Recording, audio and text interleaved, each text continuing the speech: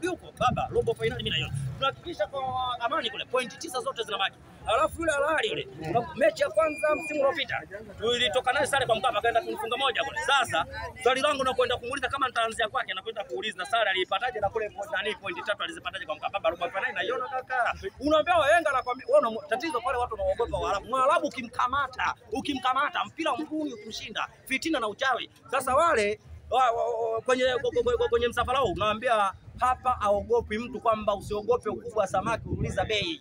Kaka tunakwenda kwa dunda wale kaka. Tutegemea mabadiliko ya kiuchezaji kwenye safu ya ushambuliaji ya Young Africans kwenye michezo hiyo migumu. Yaani sio michezo migumu. Yaani mimi nikiangalia unajua nyinyi tatizo yaani watu wanavyosikia Mwarabu nani kaka? Unaambia siku zote katika maisha nyoka hana sumu wabako ndio unaokuwa. Tunakwenda kauli mbiu kwamba tunaitafuta robo finali. Sasa robo finali anaikuzuia ni hao Waarabu watatu. Sasa tunafanyaje? Ni kwenda tunasema afe Mungu afe Mangati. Kaka tukianza na slogan afe Mungu afe Mangati. Baba point 9 wanasiacha pale Amani Zanzibar.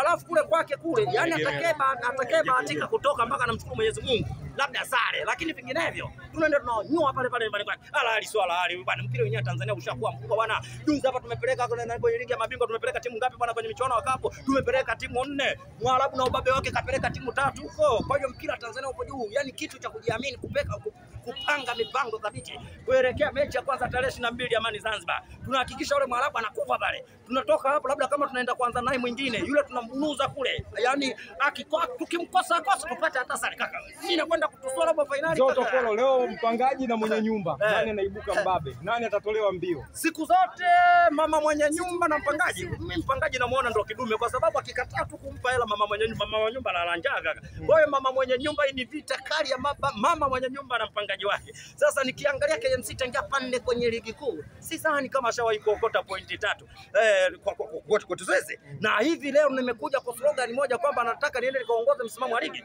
Maana nimeona kuna mtu amejiunga na kifurushi cha usiku. Kwa hiyo kaongea usiku ule kapiga selfie usiku ule. Kwa hiyo kufika mpaka saa 10:12 na mtupilia mbali naenda makwende kuinama huko kaka. Mwambie anapiga selfie za mwisho kabla ya kurungwa tujaenda kuchukua msimamo wa ligi.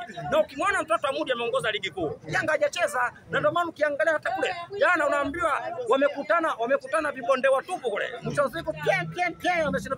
Lakini unaangalia kwenye goli la pili ndugu zangu, kwani nyinyi muasemi na marefari wanakuaga mifunga ndani mawani ambao offside kabisa ile rafiki yangu wewe unaona kabisa offside mtu kajenga nyumba kabisa akiwa unaruhusu kutokati goli.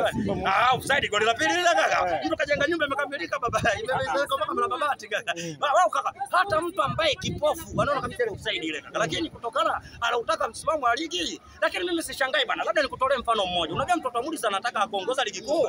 Yaani huyu kaenda kukaa kwenye siti ya dereva. Labda ya mwisho nikutolee mfano kuongoza ligi kuu kwake. Labda nikutolee mfano wa mama mmoja alikuwa anakaa Mbagala. Mama mmoja alikuwa anakaa Mbagala. Miaka 7 hajawahi kupata siti. Siku hiyo anakuambia leo lazima niende ngangangane lazima nipate siti. Unaambia kaingilia dirishani unaambia kaenda kukaa tena akasema yeye Mwenyezi Mungu asante kwa kukalia siti. Anakuja kutamaki siti ya dereva kwa mtoto Amudi kakaa kwenye siti ya dereva. Kaka.